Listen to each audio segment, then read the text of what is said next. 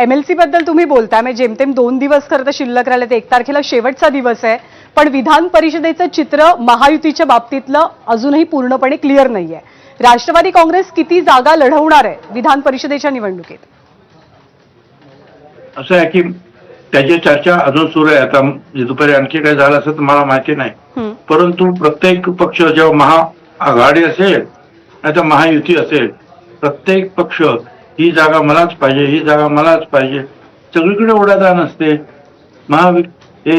महाविकास आघाडीमध्ये असते ना, काँग्रेस असेल, उद्धवजी ठाकरे असतील किंवा पवार साहेब, त्यांच्यामध्ये सुद्धा चर्चा असते, ओढाताणी असते, मला द्या मला द्या. तसं महायुतीमधले सुद्धा पक्ष जे आहेत हे आपापल्या कार्यकर्त्यांच्या मागणीनुसार चर्चा करत असतात.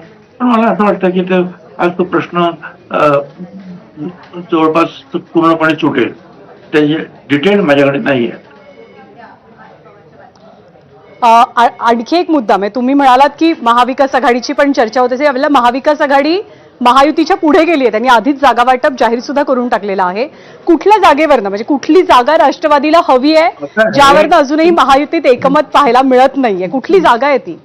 महाविकास आघाडी जी आहे त्यांच्याकडे मत किती आहे प्रत्येक जिल्ह्यात, महायुतीकडे किती मत आहे, निवडून येण्याची शक्यता कुठे जास्त आहे, आणि जिथे निवडून येण्याची शक्यता जास्त आहे तिथे जे आहेत इच्छुक सुद्धा जास्त असतात आणि त्याचा आग्रह सुद्धा कमालीचा असतो.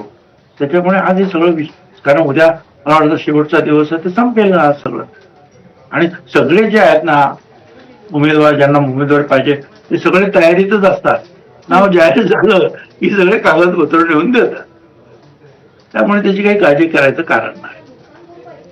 भुजबळ साहेब, आभार आपले. आपण वेळ दिलात, पक्षाची भूमिका स्पष्ट केलीत आणि राष्ट्रवादी काँग्रेसमध्ये कुठलेही मतभेद नाहीयेत, कुठली वादावादी नाहीये, कुणामध्ये तंटे नाहीयेत, ऑल इज वेल असल्याचं चित्र तुम्ही सांगताय. धन्यवाद आपण दिलेल्या वेळेबद्दल. धन्यवाद. धन्यवाद.